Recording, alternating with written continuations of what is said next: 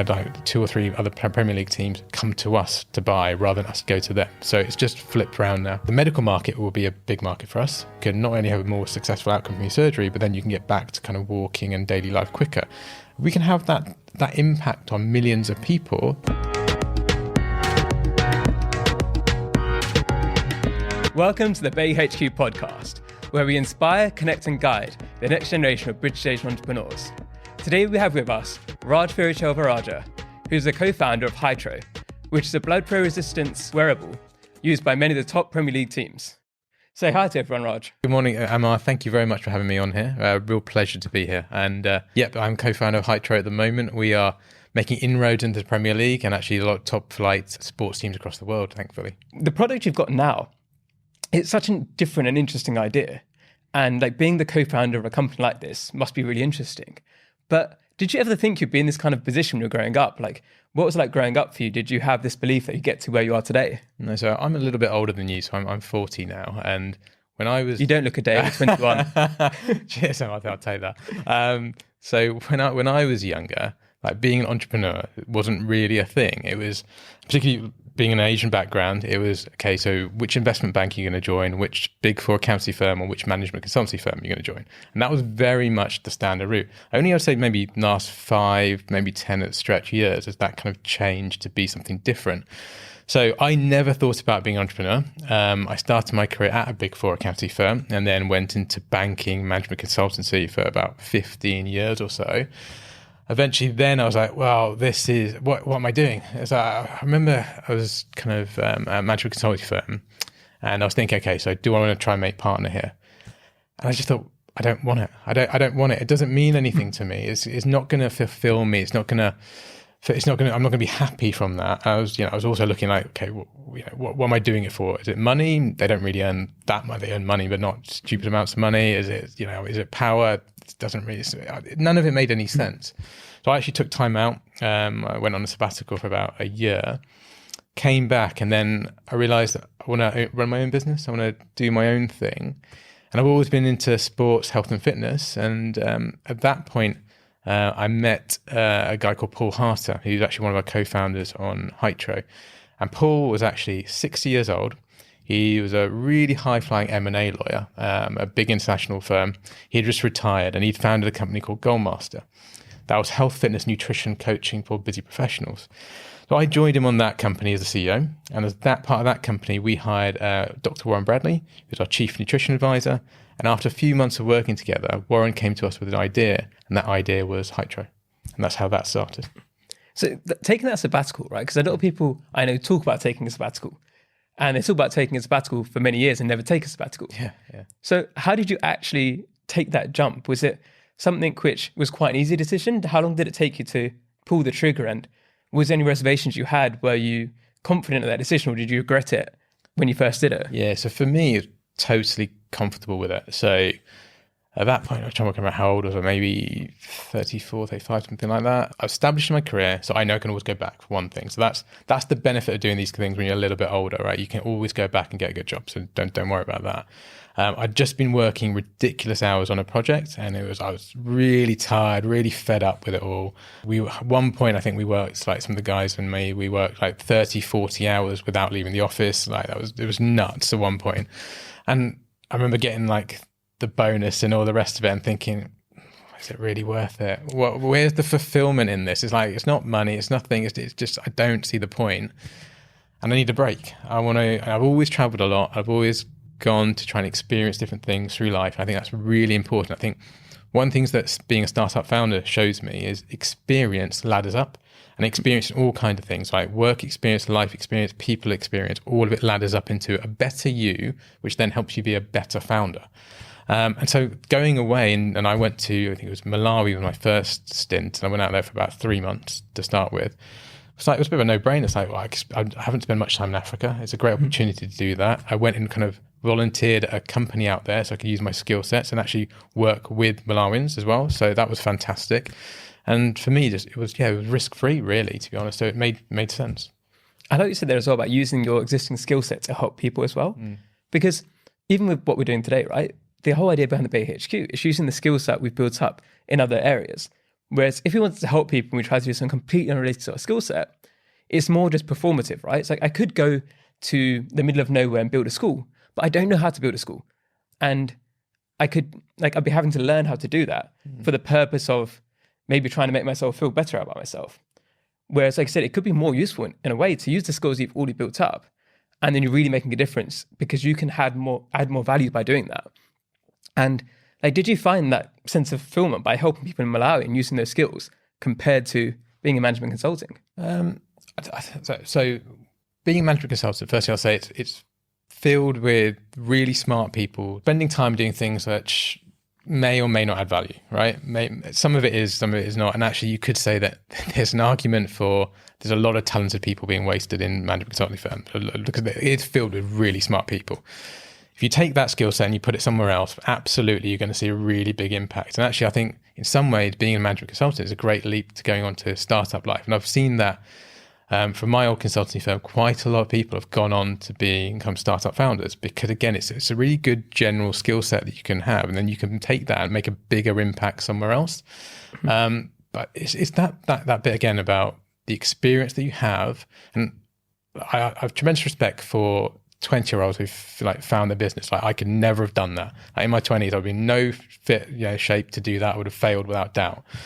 But the time and experience I've had during the years where I've got to now, but being 40 and running my own business, was absolutely valuable to me. And without that experience, I couldn't have done it. So now I'm in a position where I can add value. I guess there's this also point where when you're founding a business, you don't know what you're doing, right? And you don't know really can add value or you can even do it. And I founded a business in blood flow restriction wearables, which I'd never heard of 4 years ago. So I don't know, it's a journey in many ways, isn't it? And like you said, can you explain what a blood flow restriction wearable is for the people listening who maybe are like I was when I first heard about it? I was like, sounds really cool, but what is it? Yeah, so blood flow restriction training is actually a modality of training that's been around for many years. It's widely used in elite sport and by medical practitioners for rehabilitation, so with the most delicate of individuals.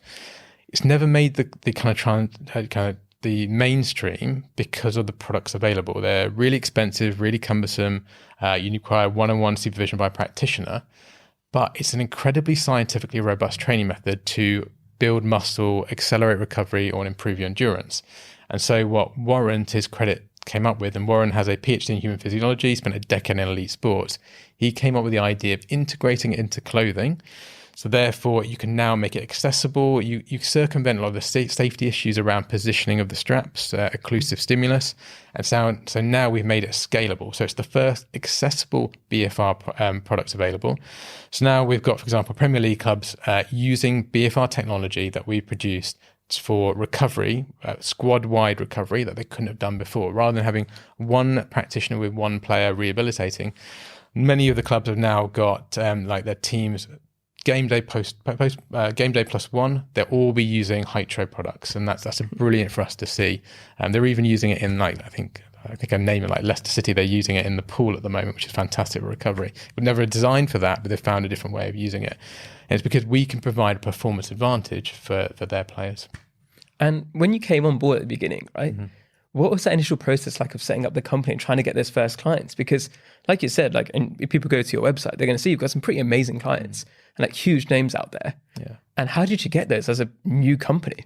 So we made a lot of mistakes to start with, wasted a lot of time and effort. So the original idea for the company was saw Gymshark out there and thought, okay, that's a great company. Now, if you can make Gymshark t-shirts with technology that meant you can develop muscle faster, surely everyone will want it. Turns out it's not that simple. And actually, over kind of 2021, we realized that our roots are in elite sports. And actually, that's where we all feel much more comfortable. I mean, that's Warren's background as well. It's kind of what I prefer rather than the fitness influencer market. Nothing wrong with that market, but it's not where I feel particularly comfortable. And actually, our community, and a lot of companies talk about community, we weren't intrinsically aware of our community. It almost just happened organically, is elite sports practitioners. So the S&C coaches at football teams, or the physios, or kind of the performance coaches, they all bought into the idea of Hytro because they understand BFR training and they wanted to be part of it. And so that's our community. And we kind of pivoted away from this Gymshark kind of building muscle in the gym to elite sports. we used our relationships and our network that we had mainly through Warren and then people who associated the brand to open the doors to the clubs. And then we started selling to the clubs, and then it started to snowball. So once you can sell to one club and they're using performance advantage, they can see the performance advantage. Practitioners at one club speaks to another club, and it's like, okay, do you know what I'm doing with Hytro? Oh, can I try it? Okay, yeah, here's a product to try to test it. Our product is brilliant. And obviously I'm biased, but I know it's brilliant. All the feedback that we've received from the clubs is that it's a fantastic product. They're seeing the advantage, and then it's just scaling and scaling. So we're getting now inbound calls rather than us having to go to clubs. So I think it was 3 weeks ago, we had like 2 or 3 other Premier League teams come to us to buy rather than us go to them. So it's just flipped around now. Yeah, and I guess that turning point is so nice, right? Because as a lot of people maybe don't realize, when you first start a company, a lot of it is cold calling and cold emailing to try and get those first clients. And then the important thing is, once you get those first people, is to really treat them well and get those testimonials, because that's how you get further clients. And then it all flips and it becomes not easy, but like I said, they're now coming to you and you don't have to prove yourself as much. It's not you coming from a position of weakness of like, we need to show you that this works too. We can prove this works. Everybody's using it. They all say it works. And when you were talking to those clubs initially, like, what was your role in that? Did you find it intimidating to talk to? Say you're talking to some of those huge clubs.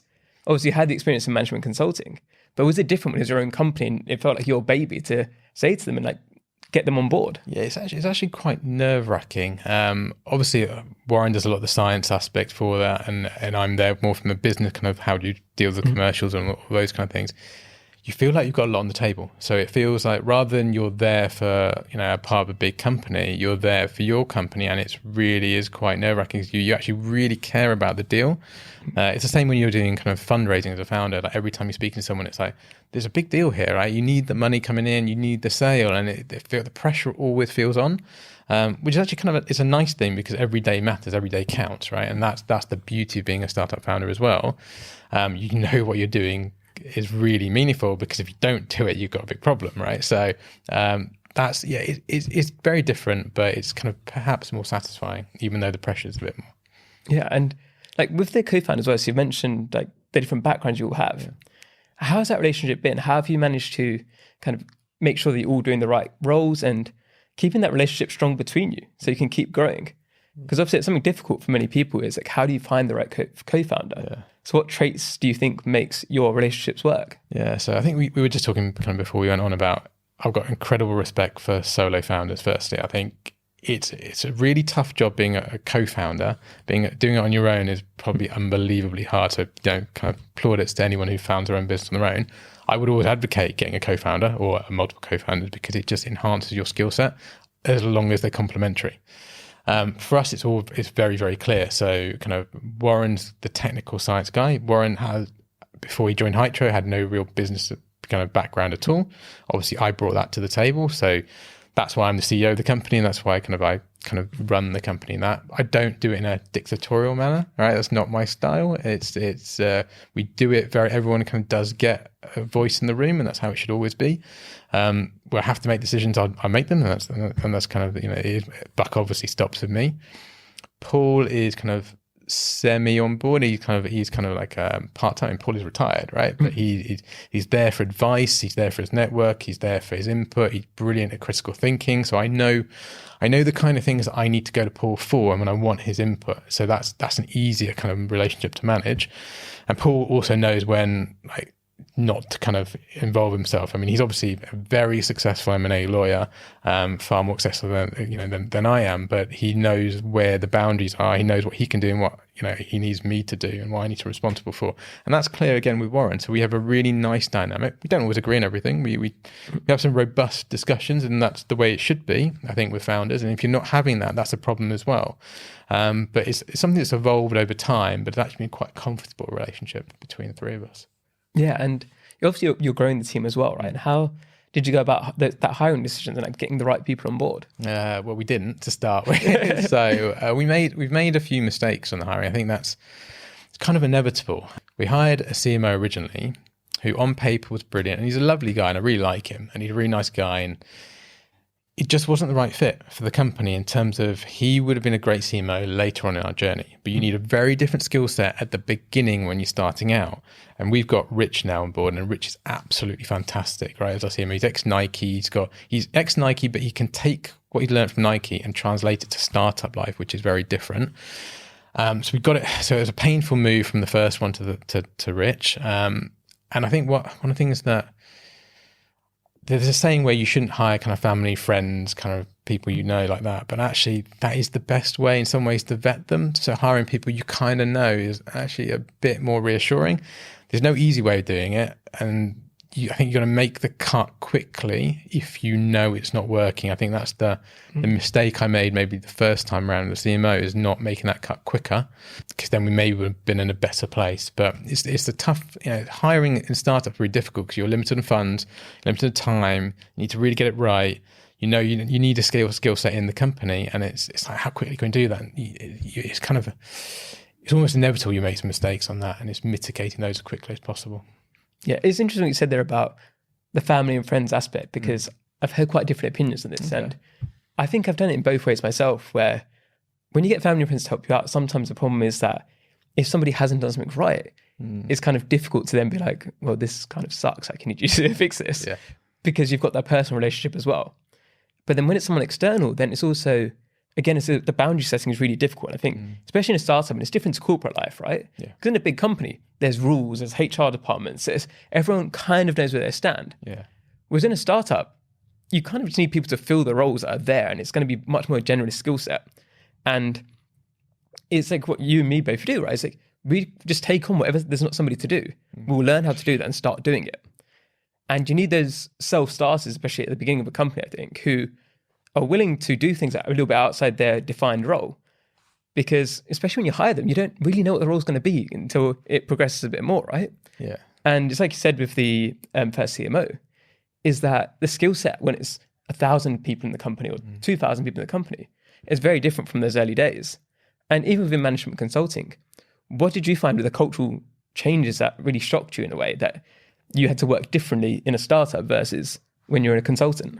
Well, going back to that hiring piece, I think the problem with the hire in a startup is it's so important. You can get it wrong in a big corporate, and it's not the end of the world, and you can move people out. I remember joining a team at my last consultancy gig, and it was like I didn't want some of the people in the team because I knew it wasn't going to work, and it was just like, okay, I'll move them out. That was easy, right? It wasn't any big problem. But in a startup, you get that wrong, like it could end the company if you get it wrong. And I wouldn't say that it wasn't. If I hadn't made that call, at least when I made it, then that possibility could have been there. In terms of different cultural changes, I think there has to be in a startup an all hands on deck kind of thing, right? It's a bit kind of what you alluded to now in terms of the role that you're doing changes. And I remember working when I was at a bank, and I had this one guy working on the team, and he was like, this is my role and this is what I do. And you ask me to do something that doesn't fit into this box. Well, even then I was like, I don't understand that mentality. It's like, that's not how you progress in any way of life, right? If this is how you think. If you come to a startup with that, you're going to last 5 minutes, because that does not work. You may come in to do this role, but then we've got these 100 other things happening. I need you to help with it, and I expect you to help with it, because that's the way a startup life is. And you've got to learn and adapt and constantly innovate to keep things going. Where at any one time, kind of Warren and I spend spinning 400 different plates, right? We're doing everything from designing the products to kind of selling it to Premier League teams, right, and everything in between. And it's just, you have to be able to kind of multi-skill at all points. And there's a good argument for startup founders to be generalists, because you do have to be everything. It becomes problematic later on in your journey, probably. You've got to kind of grow with the company. I've seen that already. But it's just that all hands on deck mentality is probably the biggest difference, I think. And what ways do you think you've grown so far through the company? What have you improved at because of the journey you've had so far? So one of the things I'm not good at, I'd say, is so I'm not particularly a people person, right? So I'm not. My wife often tells me, like, I tricked her, because when people meet me, like when out and about, I'm quite sociable, right? I'm quite chatty, and I'm happy to talk to people, but I'm definitely very introverted. And the longer I've become a startup founder, the longer I've realised that I'm not. Yeah, so I like if someone said, okay, you're the weekend, go sit in your room and you'll be on your own, do you think? I'll be like, yeah, cool, that's fine. I'm happy with that.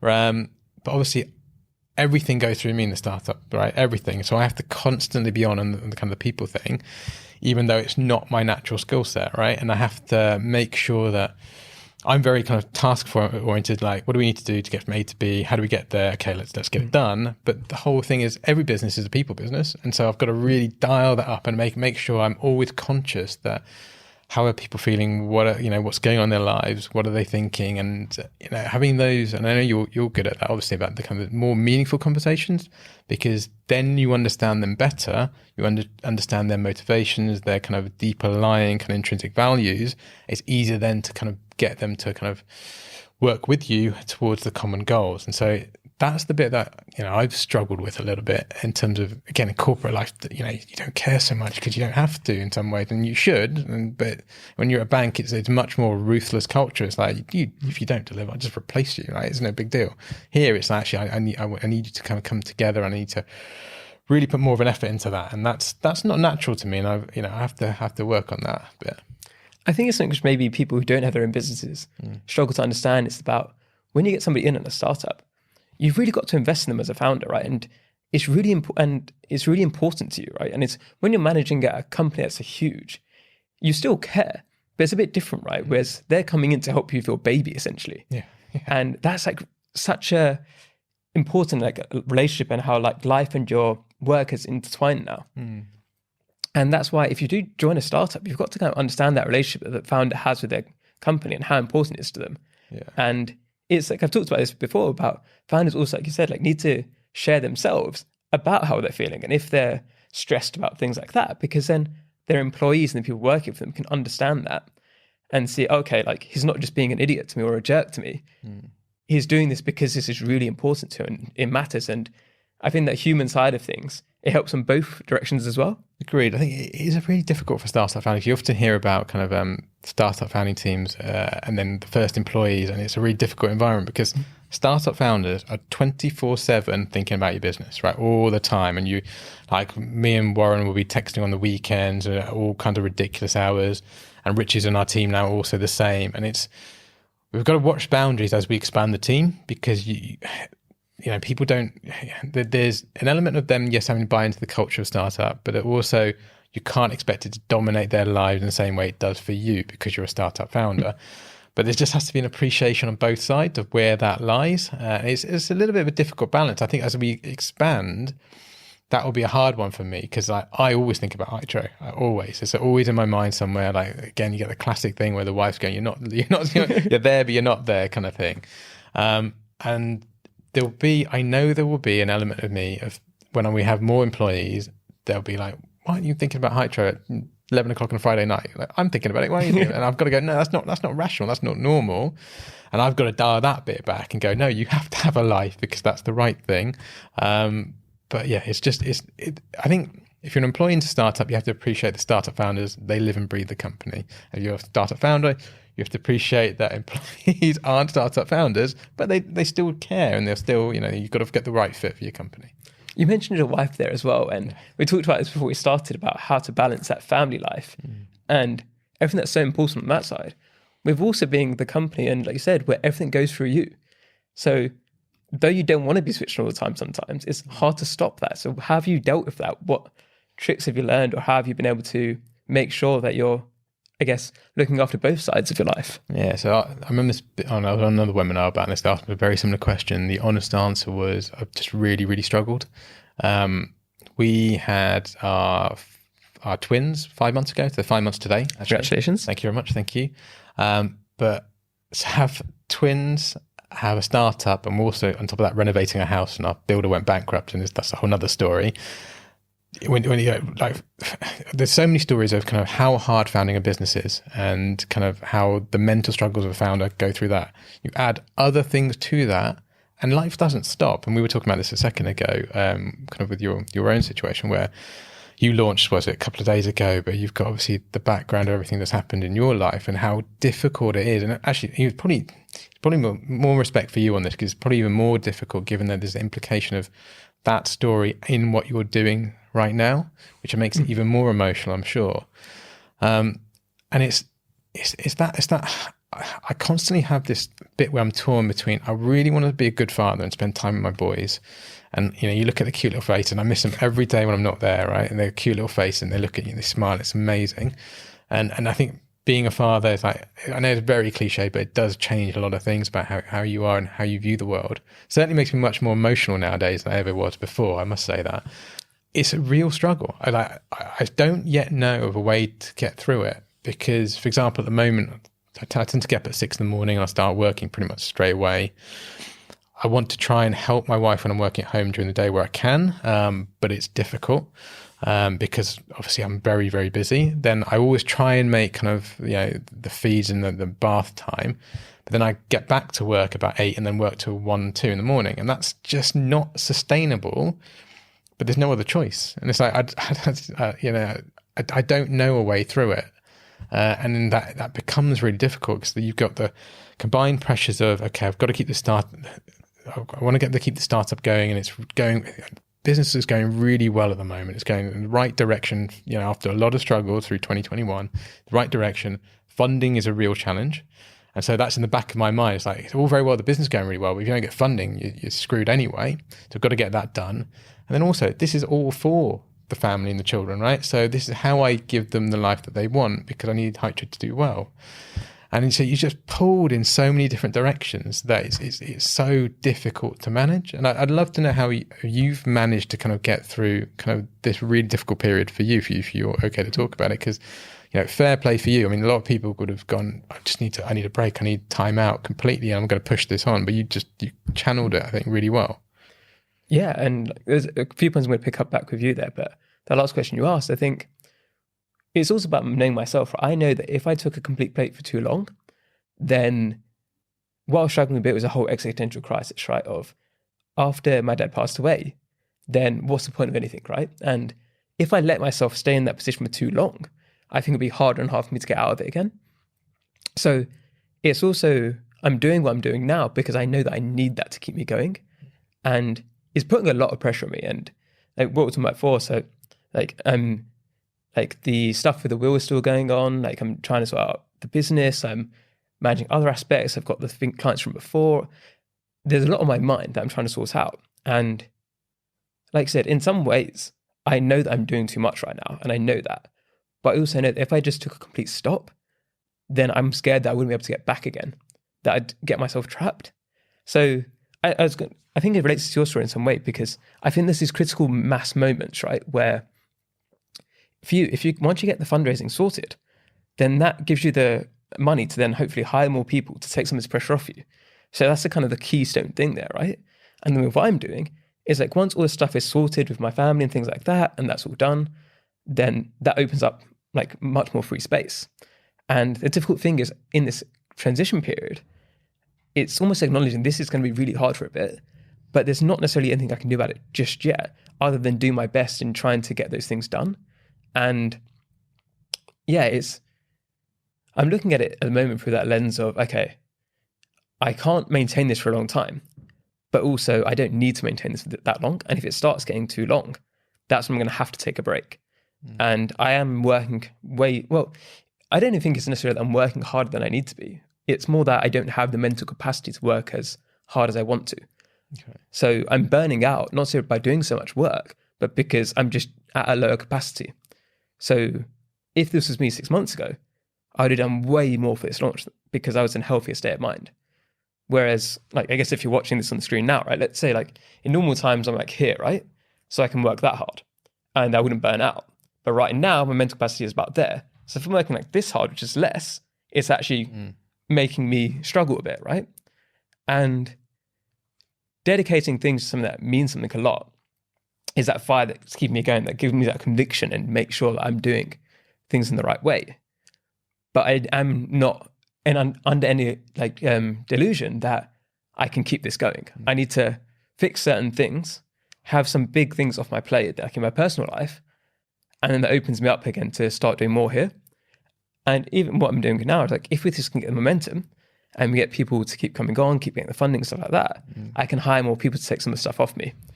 And like I said, like it's that thing of I know that's where I need to get to. It's just how do I get there? Yeah. And it's by doing the right things. Because I kind of agree with your point, but I worry about it as well because I'm in exactly the same boat, and you kind of alluded to it. It's like I'm looking to the end of the year. Okay, I need to get these things done, like funding. I need to get the house finished, get these things done, and then okay, I can hire people, and life is a bit easier moving forward, and I can then deal with other things in a similar way to your kind of. It's, the point that I worry about for me and for you would be: are we just kicking problems down the line, and actually? Will it never get to a point where you resolve? Because I get the funding in and be like, okay, I've got to spend it now. Like, I've got full time spending it. Okay, once I've spent the money, then I can relax. It's like once I've hired everyone, then you can relax in a little bit. And my wife often again says to me like, when does this ever end? It's always the next thing, and that's for me. That's actually part of what I think makes me. Like I'm always thinking about the next thing. It's like how do I then improve what we're doing at Hytro? How do we move to the next level? But there's the element of not appreciating the moment, not living in the present, always kind of looking forward, and maybe not dealing with issues that you need to deal with right now. And so, I get the point for you in terms of, okay, so you kind of focus on getting this done right now. I also worry for you and for me that maybe not dealing with the issues that are present. And I don't know about you in terms of what support network you've reached out to, but for me, it's like, screw support, I'm going to work hard. It's like that's the way through it. It's like I'm not talking to anyone about it. I'm going, the way through this is for me to work even harder to get the results that I know by the end of the year, which then makes life easier next year. I don't know if that's a good way of doing it, but that feels to be the similar way to what you're doing. It sounds a little bit. I guess one thing I'm doing a little bit different is that I'm making sure that I have social stuff in my calendar all the time. So I know, like with you maybe as well, it's like when I'm alone, it's hard for me not to think about all the stuff on my mind, my to-do list. When I'm with other people, I kind of relax because then I start to talk to people about their lives. I start hearing their stories.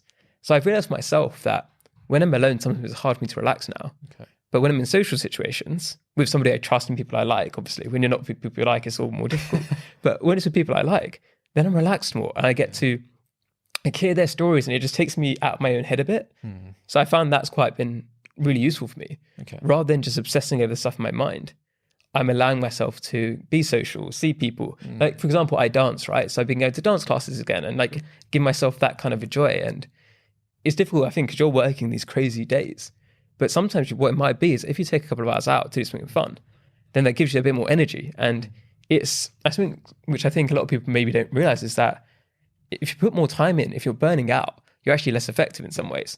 Whereas if you can take a couple of hours out, do something that's really fun, makes you happy, again, gives you a bit of joy, then the hours you do work, you're actually more effective. Yeah, I think that's fair. That's what I'm here for. Right? Yeah, that's what I'm doing this podcast. There you go.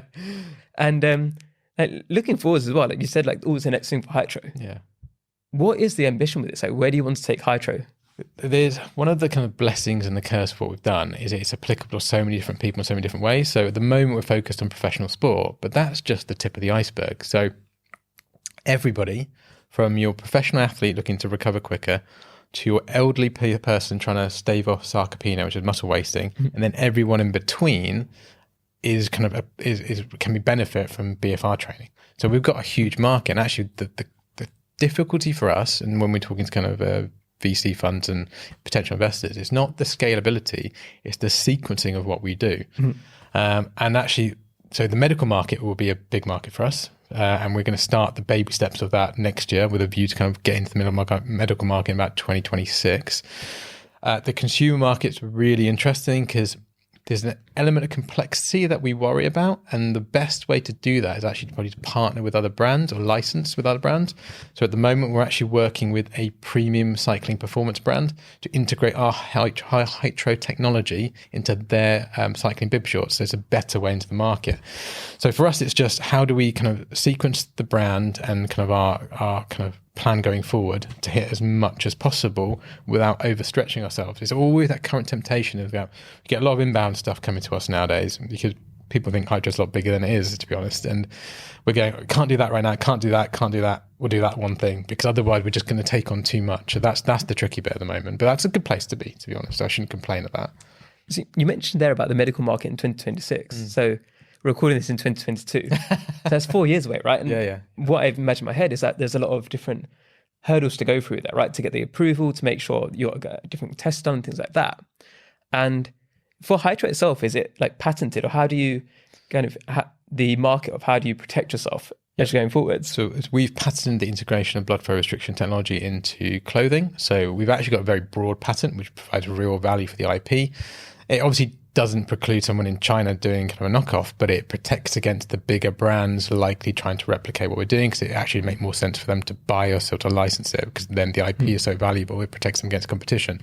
But it's that product which then is, we can kind of flex in different ways. So we've got different products coming down the line. At the moment, we've got kind of t-shirts, shorts, got men's shorts, we've got women's shorts coming through, arm sleeves, leg sleeves, compressive gear, including BFR technology, digital devices, including BFR technology. That's down the line for more medical aspects. So there's a long road ahead of us. We're only at the beginning, really, but it's a good beginning.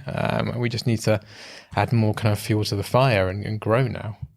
What excites you most about what you're doing? What do you enjoy the most? I think it's the impact of what we can have. I think Warren in particular, and he says this and I agree with him, is that the medical sphere is where we can really improve people's lives.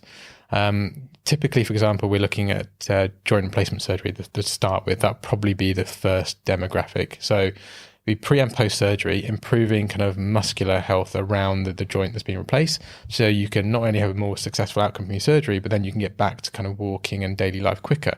We can have that impact on millions of people. There are millions of people that benefit from our product, and that's a great thing for us. So we're advancing human performance and human health. So you're seeing it at the top elite level with Premier League teams. We want to see it through everyone from rehabilitating from injury, and it kind of boils down to, it's similar in some ways to kind of what you guys are doing, but different. If I can try and connect it, it's like, for me, central ethos is providing other people with opportunity.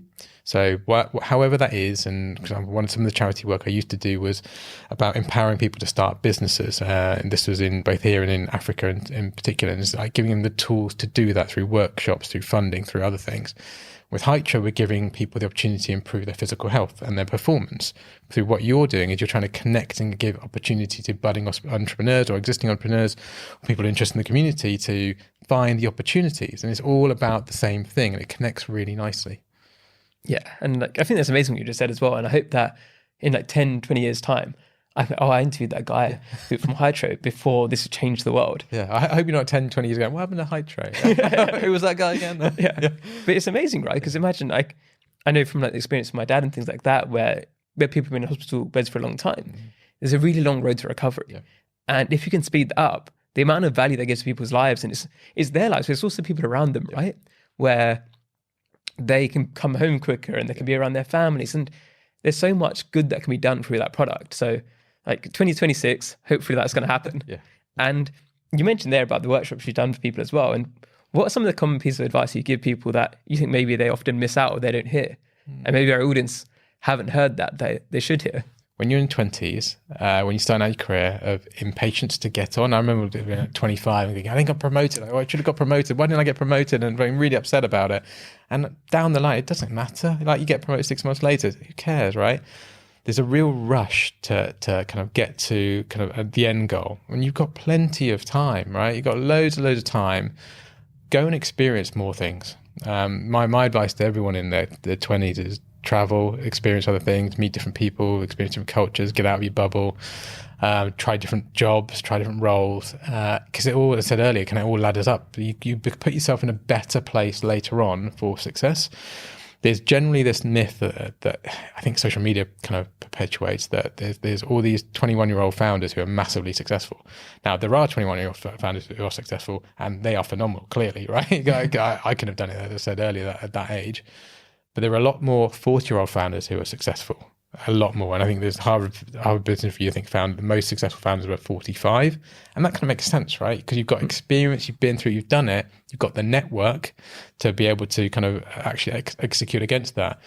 So for my general advice is for everyone is to do that, kind of build your network through communities like this. Because when you do that, when you then start your journey as a founder, you've got a whole community to lean on. You've got a whole community of other founders who can open doors for you.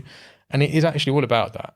We're only where we are now through the community that we've built in the elite sports world, who open all the doors for us. And that's been fantastic. But that came from Warren working in elite sports for a decade, right? And doing his PhD at Liverpool John Mills, which has a fantastic kind of network as well.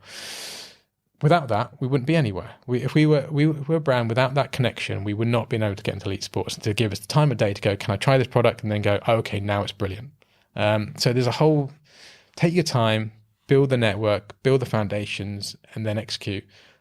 I would say the other converse thing, though, I'm going to get totally conscious of what I'm saying, is don't sit on an idea forever. You've got to try it, right? And you've got to make that leap.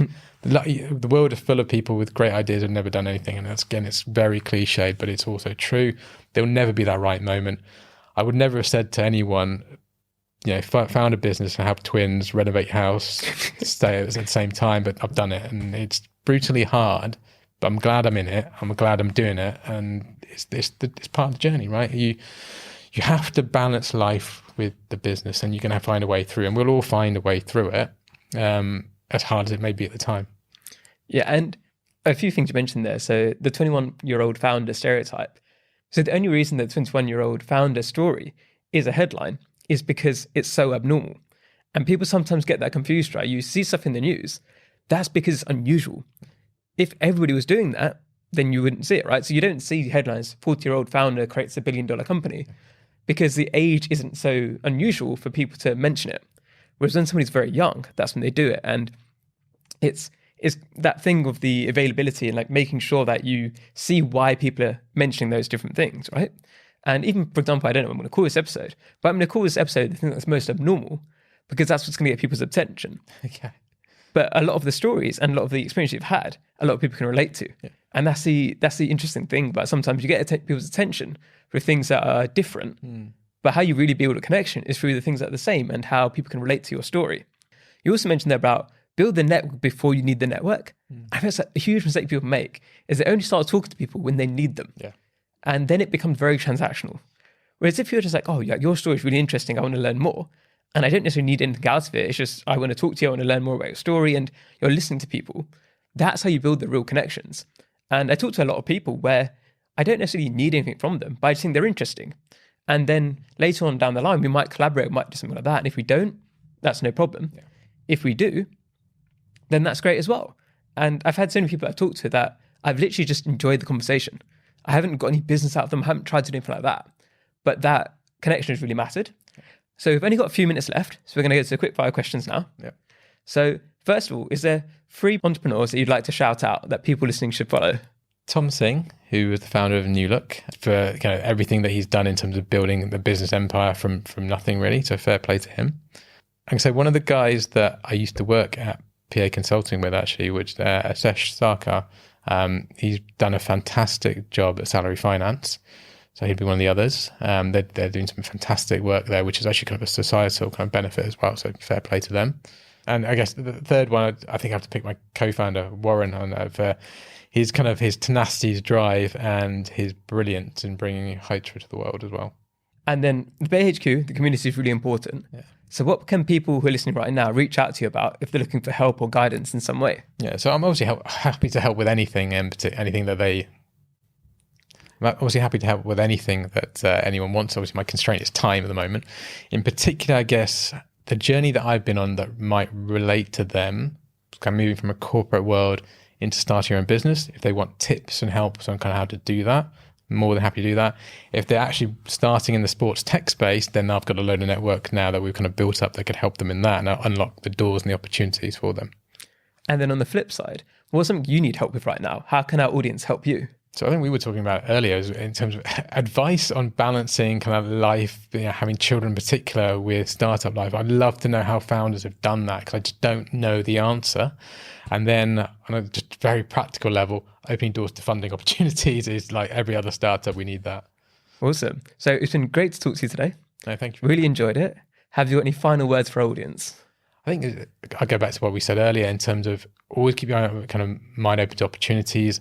Life kind of ladders up in terms of experience, would put you in a great place kind of to then run your own business. So, keep getting out there, do different things and build that network as well, I think. And hopefully we can do that through this.